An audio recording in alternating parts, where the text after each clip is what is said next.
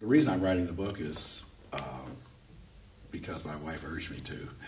She said, "Why don't you write a book telling people what you do? You know, it's kind of mysterious how you work on a computer and then you get a movie. How does that work?" And I said, "Do you think somebody would be interested?" She said, "Sure, I would be, for example. I can't be the only one." And I said, "Oh, okay. Let me try at that." Knowing that I was aiming at a lay audience, so there would be no mathematics allowed, just intuition, and that the only way I could do it was to tell the story through people, good stories about real people. And you know, the idea is to suck you in to a good story and then drop in this technology along the way, but in a gentle, intuitive way. So I started with Fourier's theory. The representation of the world is equivalent to a sum of sine waves. Except there's no math allowed, so I couldn't even say sine wave, I just said waves. So it turns out one of the dividers in the world between science and technology on one side, the two cultures, science and technology on one side, art and humanities on the other side, is, do you know Fourier?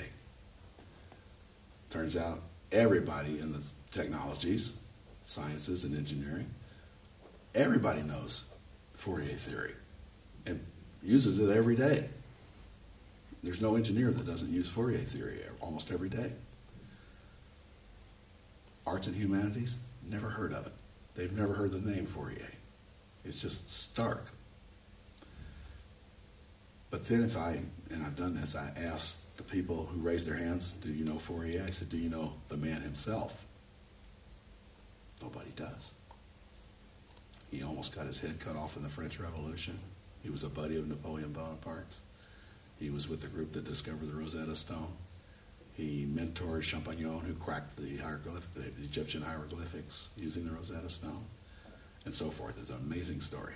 And oh, by the way, he invented Fourier theory, which has revolutionized modern science, somewhere in the middle of all that. But more stark is, second chapter is about sampling theory, because a pixel is a sample of the visual world. What's a sample? Well, the theorem says that you can represent a continuum if you sample at twice the highest Fourier frequency. So that's what a pixel is. It's a sample at twice the highest visual frequency that in the Fourier equivalent of what I'm looking at, or what we're looking at.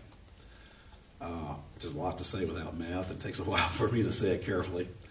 Okay, who came up with the sampling theorem? Everybody in America thinks it's Claude Shannon. But it wasn't. When I looked into it, it wasn't Claude Shannon. Claude Shannon never even claimed he did it. It turned out to be this obscure Russian guy, Kotelnikov. So I tell the story of Kotelnikov because his story is fascinating. He lived through all the horribleness of the Soviet Union and made it through. So, and ended his life as chairman of the Supreme Soviet of Russia. So that's my first sentence. The guy who invented the pixel was chairman of the Supreme Soviet of Russia for 8 years.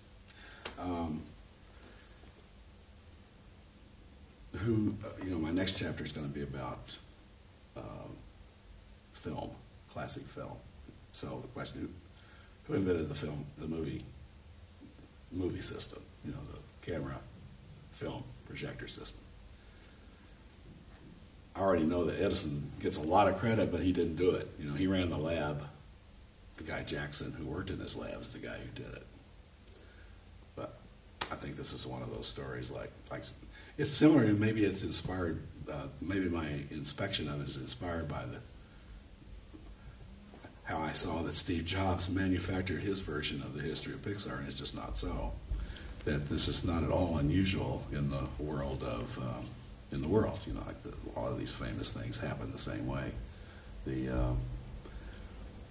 It may be that there has to be a tyrant with money involved, with somebody with the talent to pull it off. Maybe that's a common partnership, and therefore it's common for it to be worded like the rich man wanted it worded instead of actually how it happened. That may be very common. When I think about what it is that Pixar pulled off, first and foremost, It was solving the problem of the two different creative types. And I'm very careful not to say creatives and technical people, by the way. I think that's the mistake right there. The people on the technical side are just as creative as the people on the artistic side, but they are very different kinds of people. There's no question about it. I've been in places, usually one side looks down on the other. For example, at Microsoft, the overriding sense is if you're an intelligent, smart person, you program. And if you're not that smart, then you can market and make art and that other stuff. So it's the technically creative people look down on the artistic creative people. At every graphic arts house I've been in, it's the other way around. It's the graphic artist look down on the technically creative people and call them technoids and things like that. Just, denigrate them. At Pixar, you can't do that. There's a mutual admiration society that's been developed where each of the different creative types celebrate one another. The technically creative people celebrate the artistically creative and vice versa. And one of the ways we make that happen is make sure that both sides get treated the same as far as salaries, advancement possibilities, bennies, everything's the same. But more than that is that there's respect, because this is, the teamwork of the first order, and you have to cross that boundary. You have to do it every day. And I think that was our biggest accomplishment was to make that the sense at Pixar. Not that one side was creative and the other wasn't. That's just so wrong. Yes, we had many lucky breaks, but we also were ready for the lucky breaks, right? We had all our ducks in a row. We were as prepared as we could make ourselves, even though we didn't quite know where the preparation should be. We were over-prepared in several areas, waiting for the luck to happen. So it's a two-way thing. You have to be ready for the luck, and then you have to identify it, for one thing, when it shows up. Grab it.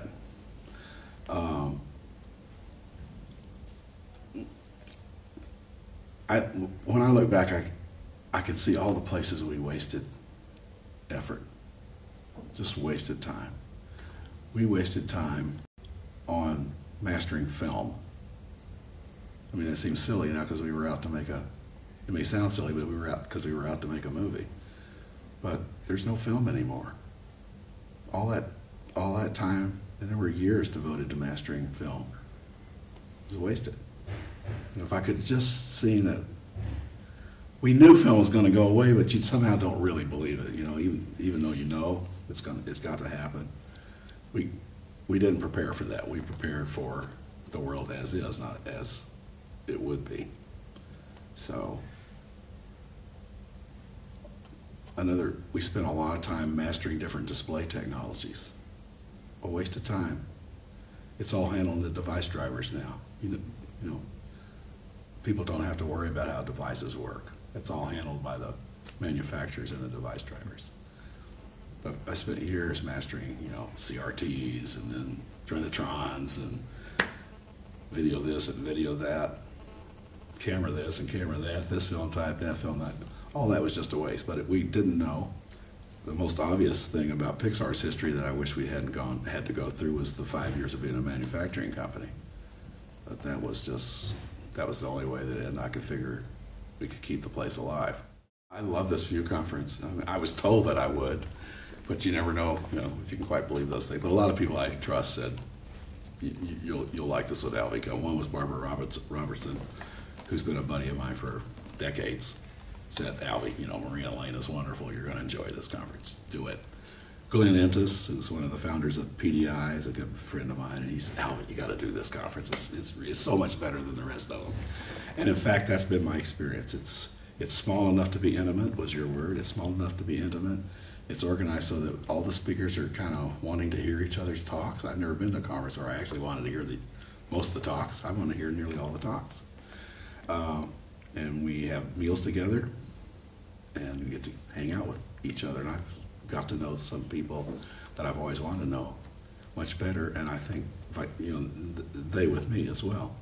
And then the young people here have been a delight. They're so happy to be part of, hearing the history and being part of it. And they've certainly treated me with great respect, which is gratifying.